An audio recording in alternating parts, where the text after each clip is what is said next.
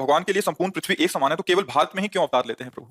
भारत भूमि ब्रह्म ऋषियों की है, महान भागवतों की है, धर्मनिष्ठों की है, तपस्वियों की भूमि है, सतियों की भूमि है, व्यभिचारियों की भूमि नहीं। इसीलिए भगवान यहां अवतार लेते हैं। जैसे भक्त का हृदय संपूर्ण दोषों से रहित होकर भगवदाकार होता है तो भगवान प्रकाशित हो जाते हैं, ऐसे इस भूमि में ब्रह्म ऋषियों का प्रताप, महाभागवतों का प्रताप, जगत पिता को पुत्र बनाकर अपने घर में अवतरित कराने की सामर्थ्य जिस महान भक्ति में, ऐसे महान भक्त जो उस ब्रह्म को अपने मय में स्थित कर एकाकार है, मैं ब्रह्म हूं, ऐसे ब्रह्म ऋषियों की भूमि है। इसलिए भारत पे अवतार लेते हैं। जहां गंगा और यमुना, सती और यतियों की धूम मची है, वो भारत भूमि है, व्यभिचारियों की भूमि नहीं है। चाहे जैसा भोजन करो और चाहे जैसा व्यभिचार करो तो तुम्हारे अंदर अविद्या प्रकाशित होगी, भगवान प्रकाशित नहीं होंगे। हमारा देश इसीलिए महान है कि सतियों का देश है, यतियों का देश है। ये परम पावन गंगा यमुना का कहां की नदी ऐसी है जिसको भगवत भाव से देखा जाए, जिसके आचमन अवगाहन मात्र से समस्त पाप नष्ट हो जाए? कहां की रज ऐसी है जहां की स्पर्श की याचना बड़े बड़े ब्रह्म ऋषि करते हैं? ये वृंदावन धाम, अवध धाम, काशी धाम, द्वारिका, ये कैसे महान मान्य है कहीं?